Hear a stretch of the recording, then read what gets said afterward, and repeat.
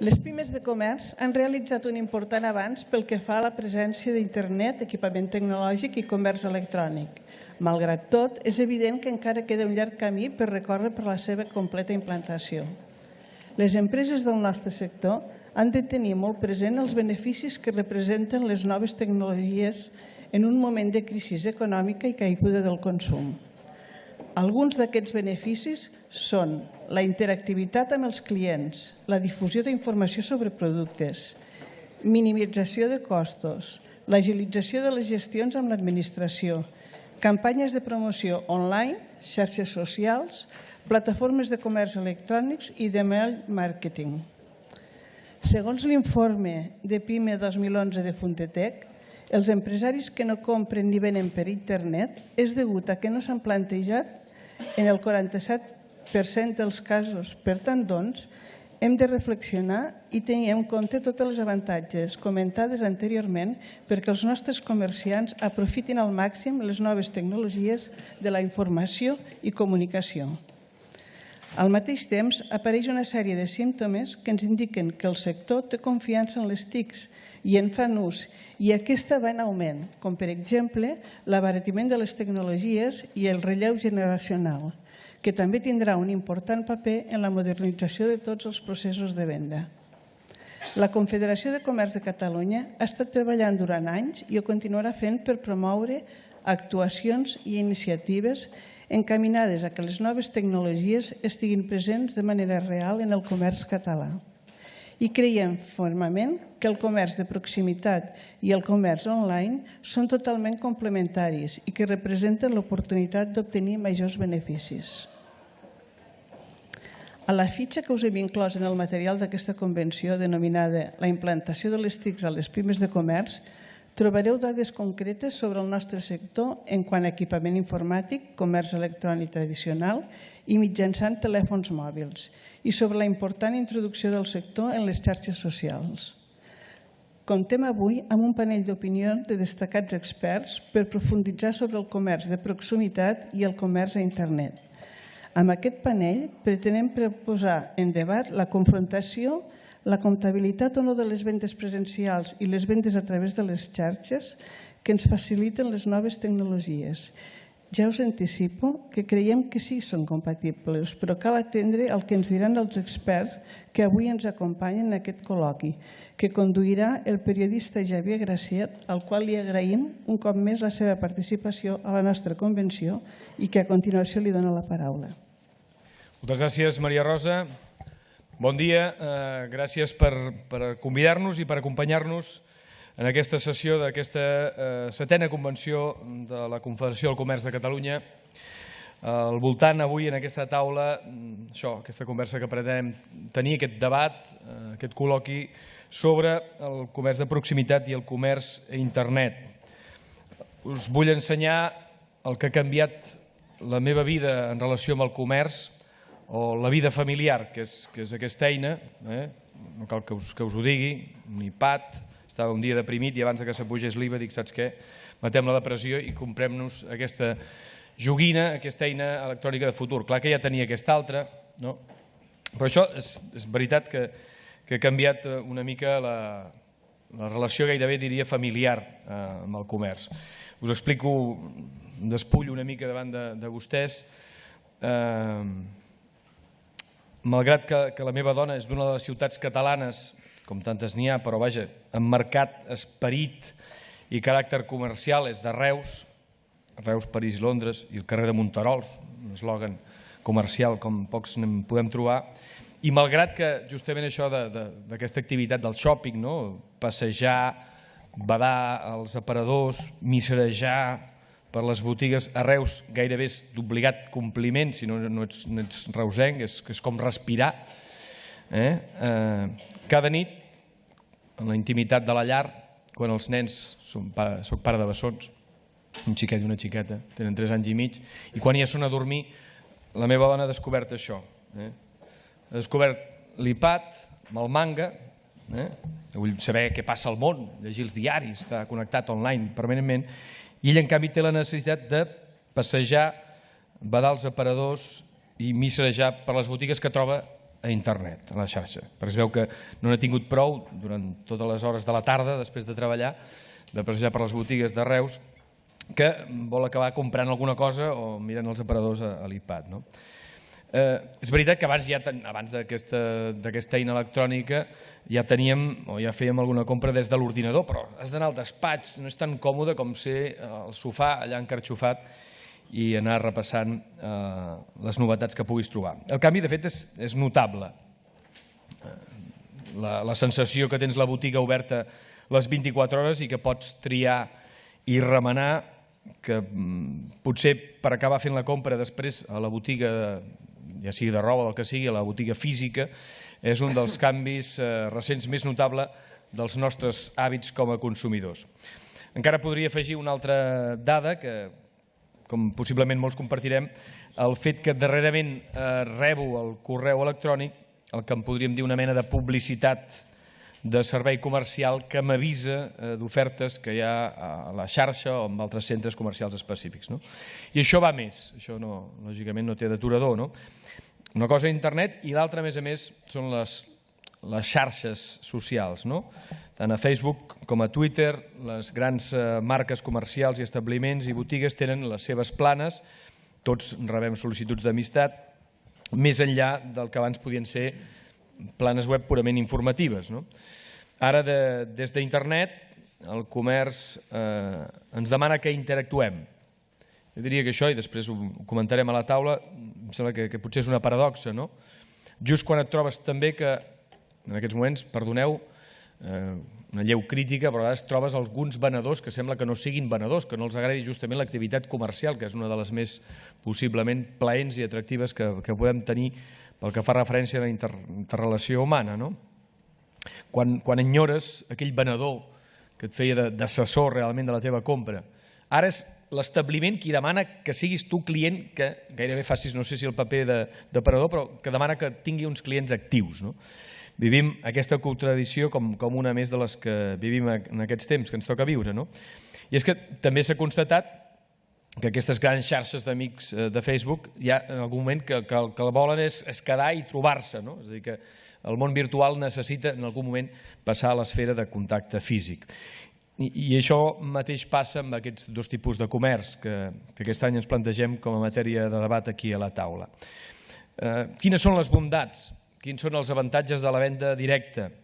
Això, potser el coneixement, l'experiència, el domini del producte del venedor, la possibilitat fins i tot de renegociar el preu. I a la xarxa? A la xarxa és clar que poden acabar portant la comanda a casa sense haver de desplaçar-te, que tots són facilitats també per retornar els productes si no són del teu gust, un cop ja els tens a casa, i que tampoc corres el perill que potser a vegades la figura per excés del venedor és que t'acabi entabanant i que et vulgui fer gastar el que tu no volies.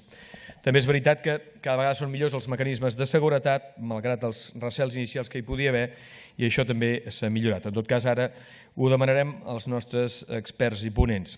De fet, les dades canten. Les teniu, algunes d'elles seleccionades a la carpeta perquè us les endugueu a casa si no us les heu mirat o després amb més calma les conserveu, però jo us en dono més. L'any passat el comerç electrònic va generar uns ingressos de 9.201 milions d'euros, segons la Comissió del Mercat de les Telecomunicacions, que és un 25,7% més que el 2010. Un 36,6% d'aquesta facturació va correspondre al sector turístic. El 62,1% dels catalans ha fet compres per internet, segons un estudi de Nielsen. La botiga amb més visites és la del Corte Inglés, amb més de 700.000 usuaris únics, seguida per eBay i Let's Bonus. Atrapalo, Let's Bonus, Privalia, eDreams, Budget Places, Anuntis o Softonic són algunes de les empreses de comerç electrònic fundades a Catalunya, a més d'altres que comentarem. I les compres a través del mòbil suposen ja també el 15,1% de les transaccions per internet que es fan a tot el món.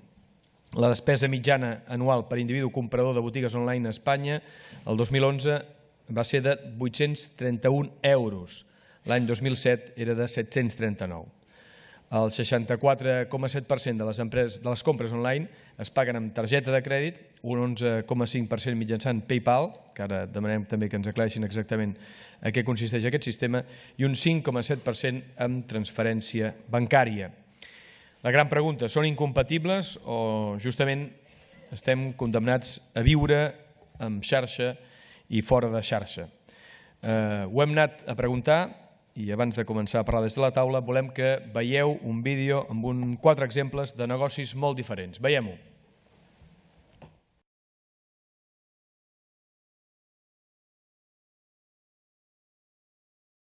És una aplicació de telefonia mòbil destinada al turisme per trobar tota la informació referent al nostre comerç i tot el tema turístic. La resposta és positiva, ja que va néixer el mes de juny, es va presentar i en aquests 2 o 3 mesos hi ha hagut al voltant d'unes 5.000 descàrregues,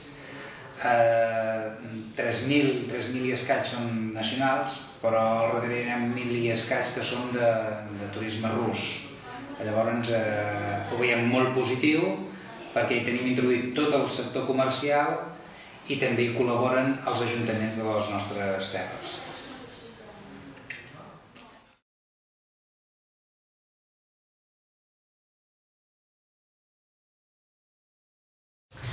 De verdad que és un portal de venda de llibre digital que empeny el Gremi de Llibreters de Catalunya i que vol d'alguna manera facilitar tant a les llibreries com als seus clients la possibilitat de tenir uns fons bibliogràfics importants amb aquest nou format.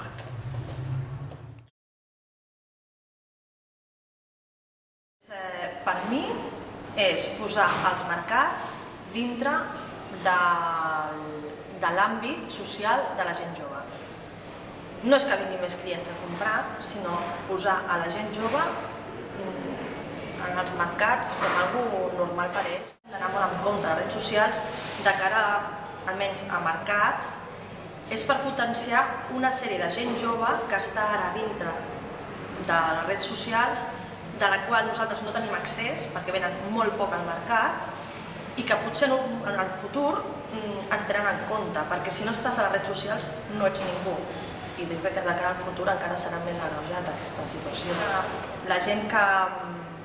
No podem quantificar la gent que a través del Facebook ve al mercat, però sí que podem saber que en un any tenim 750 amics, hi ha una pila de me gustes, d'opinions, de comparteixo, i això, començar no res a tenir ara una activitat que és superagradable. Hi ha molta gent jove, pels perfils que es veuen, el que passa és que quantificar-ho a l'hora del mercat és impossible.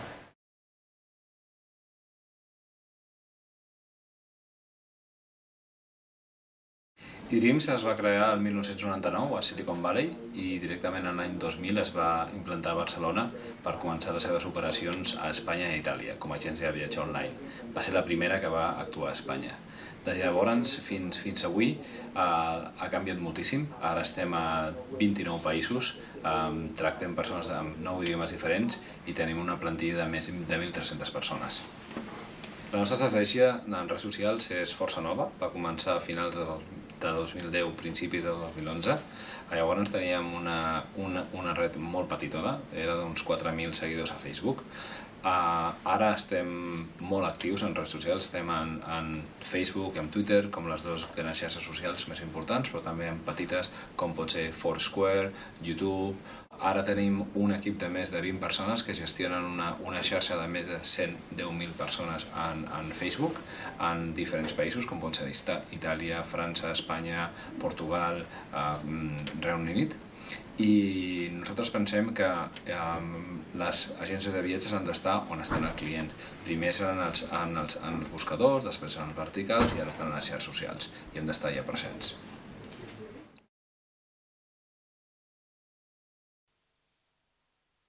Doncs ara que estem situats, que hem de veure aquests exemples, deixeu-me que us presenti la taula. En Pere Montalà, redactor de publicitat, escriptor, ha guanyat diversos premis importants en el món de la publicitat, ell és publicista que l'avalen, amb 25 anys d'experiència en agències multinacionals del sector. Recordeu que ell és el creador d'aquell eslògan tan famós de "El algodón no engaña". Actualment és soci fundador i director de l'agència Maripili Publicitat.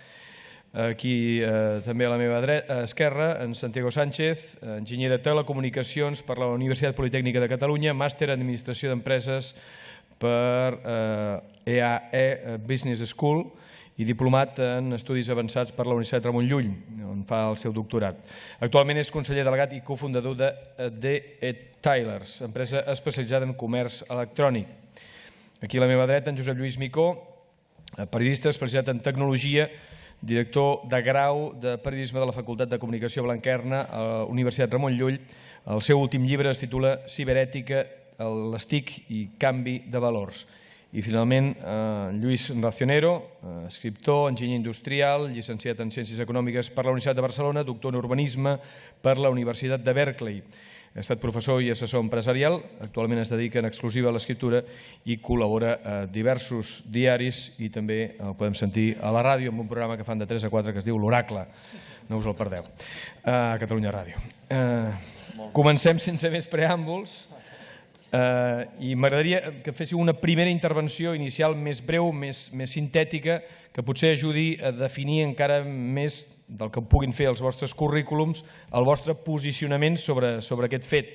És evident i ho hem sentit en tots aquells que intervenien ara al vídeo, que no hi podem donar l'esquena, però al marge de donar-hi l'esquena o no, començaríem per l'ordre així mateix de la taula.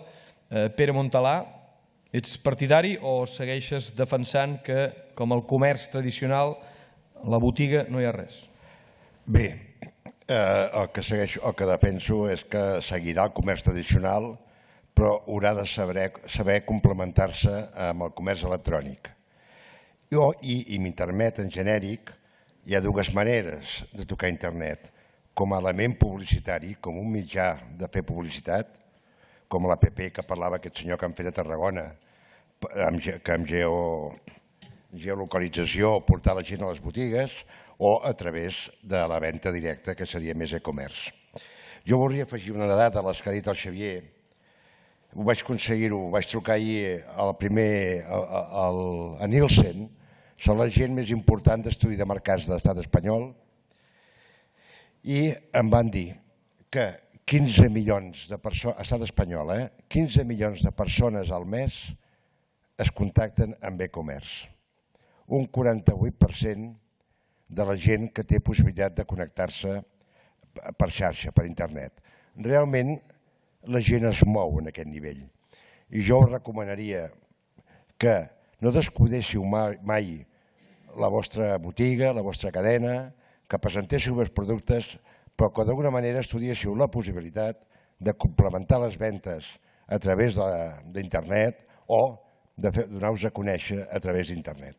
Això sí que no ho perdeu mai. Perquè recordeu una altra cosa, us parlo d'alimentació i dades de fa poc també. Que era l'alimentació, que hi ha productes de primera necessitat. Un 48% de la gent, ara en temps de crisi, es decideix per preu, la compra. Però un 44% per proximitat. La qualitat queda en tercer lloc i una mica lluny. Fixeu-vos la importància que ha guanyat la proximitat. Vull dir, no ho perdem mai de vista i aquest és l'element més important, diguéssim, de la vostra feina. Ara, no descuideu internet, que arribarà on t'arribi, ben posat al seu lloc i sapiguent el que voleu fer. Gràcies. Gràcies, Pere, per aquesta primera intervenció. Santiago, és gairebé absurd dir-te si estàs a favor o demanar-li a algú si està a favor del comerç electrònic, algú que ha fundat una empresa especialitzada en comerç electrònic, però més enllà d'això, i tenint en compte el perfil també dels associats a la Confederació de Comerç, petit i mitjà comerç, situa'ns una mica quin és el teu punt de vista. Gràcies, Xavier. Bon dia a tots. Jo crec que no és un tema d'estar a favor o en contra. És com si haguéssim estat en contra de la televisió, tu que hi treballes molt a la ràdio i havies estat abans a la televisió també, si estiguéssim en contra d'algú que arriba i que ha arribat per quedar-se. Per tant, no es tracta de posicionar-se a favor o en contra, es tracta de veure que això que ja està aquí i que cada vegada estarà més, perquè els nostres fills ja han nascut amb internet. Jo vaig acabar de fer telecomunicacions a l'any 93, enginyeria de telecomunicacions, i no vaig sentir la paraula internet en tots els meus estudis. Quin any era quan vas acabar, dius? Perdó? Quan vas acabar els estudis? El 1993. La paraula internet no es va fer servir en tots els meus estudis a la Universitat Politècnica de Catalunya. Des de l'any 95 que va arribar internet i va venir per quedar-se, hi treballo en internet. Si haguessis repetit algun curs, veus, ja hauries atrapat. Hauria d'haver trigat més en fer-la. Bé, llavors, quan algú està aquí i està per quedar-se, hem de mirar, per una banda, en què ens afectarà i ens hem d'avançar a que ens pugui fer mal. Això ha passat a empreses tradicionals. Veiem ara en el vídeo el cas d'eDreams. eDreams és una empresa nascuda a internet. No estava ni existia abans d'internet. I ha acabat també amb algunes agències de viatges que no s'han sabut adaptar-se. Però tenim també exemples en el món de la premsa. Avui en dia els líders dels classificats de treball són empreses com Infojobs, de vivendes empreses com Fotocasa, del grup Anuntis, que també està aquí a Catalunya, i qui era el líder abans? Si us ho preguntés a tots els que esteu aquí a Catalunya, parlem de l'avantguàrdia. No ha sabut potser mantenir un negoci que tenia o avançar-se en veure en què internet li podia afectar. Per tant, jo en el món del petit comerç el que aconsello és que analitzem en què internet està canviant el nostre món i que analitzem també per on li puc treure profit. No veiem només les amenaces, que hi són i que les hem de conèixer, sinó que hem de veure també quins avantatges podem tenir. Les amenaces, una ja l'ha parlat el Xavier en la seva introducció, la conveniència. Estem a casa, estem còmodes, està obert 24/7, puc trobar tot el catàleg complet de qualsevol marca, puc comprar a qualsevol lloc, a qualsevol hora, que m'ho portin a casa. Algunes altres també les comentava el company Pere. Busco preu, també. Internet és un lloc on puc comparar preu molt ràpid. Abans m'havia de moure d'una botiga a l'altra i ara ho puc fer ràpidament a un clic de ratolí. I també, en certa forma, de vegades busquem exclusivitats, busquem productes que no trobem a la vora de casa. És una mica aquest triangle màgic, no? Comoditat, conveniència, preu i exclusivitats. Per tant, el pas que s'ha de fer des del petit comerç és aprofitar aquests avantatges que tenim des del petit comerç. Tenim proximitat, això internet no ho dona encara, però podem aprofitar el canal internet aquells que tenim aquest valor de donar proximitat. Venem productes de vegades també que requereixen un cert assessorament, venem productes de vegades que requereixen confiança en el lloc en el que compro. A mi no se m'acudiria comprar peix en una botiga online sense saber qui hi ha darrere i si em dona confiança. Prefereixo comprar-li el peixeter de prop de casa meva, però també agrairia... Ja n'hi comença a haver, N'hi comença a haver moltes. A Galícia han sortit botigues online de marisc i moltes altres. Però clar, jo també agrairia que el comerç de proximitat, la meva dona treballa, jo també hi treballo, arribem tard a casa, per nosaltres anar a comprar de dilluns a divendres és missió impossible. Agrairia també poder accedir d'alguna altra forma als productes frescos del dia, poder-los reservar i poder-los recollir o que me'ls portessin a casa. Per tant, hem d'aprofitar aquests avantatges i no tenir-li por. Molt bé, gràcies, Santi. Josep Lluís Micó, tu que a més has estudiat el canvi de valors que suposen les noves tecnologies, també, lògicament, has reflexionat sobre què suposen en hàbits de consum i l'aparició de les tecnologies i la diferència amb el comerç de proximitat, quan vulguis. Bon dia, si em permeteu. En fi, us vull agrair la invitació i us vull felicitar per iniciatives com aquesta, amb taules com aquesta que permeten explorar un terreny que, en fi, estem molt acostumats a parlar d'aquests àmbits com el futur, però ja estem veient que és un present i que ha vingut per quedar-se aquesta innovació. Jo crec que amb el que heu comentat fins ara hi heu donat moltes de les claus d'interpretació. Per cert, segur que el senyor Racionero en trobarà moltes més de les que m'ha apuntat fins ara, però jo abundaré en certa manera en el que s'ha comentat fins ara. Hi ha un element determinant, crec jo, i estic absolutament d'acord amb en Santiago i amb en Pere, en què no és tant plantejar-ho com en termes de disjuntiva, sinó de complementarietat.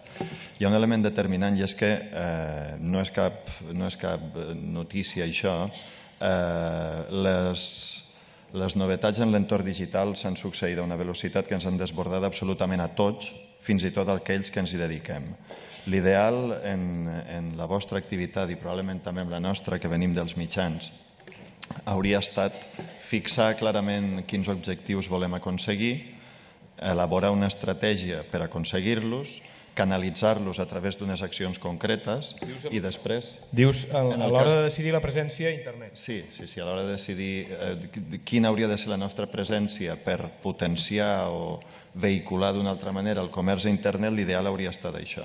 En canvi, el que ens hem trobat és en una adaptació forçosa sobre la marxa a unes novetats que quan semblava que estaven familiaritzats amb elles en sortien d'altres i ens obligaven a adaptar-nos constantment, de manera que hem anat construint la teoria sobre la pràctica en lloc de fer exactament el contrari, que és el que s'acostuma a fer en la majoria d'activitats. El canvi principal deu haver sigut d'això, de tenir internet com un aparador, és a dir, que tu puguis comprovar què hi ha, que a més puguis fer l'acció de comprar, no? I això, lògicament... El que passa és que amb això, quan es produeix una novetat d'aquesta mena... El 2.0, diríem. No, fins i tot el naixement mateix de la xarxa. Quan es produeix una novetat d'aquesta mena és difícil adaptar-te amb seguretat i fermesa. Pensem, per exemple, en el cas de Second Life. Semblava que en un temps determinat, si no hi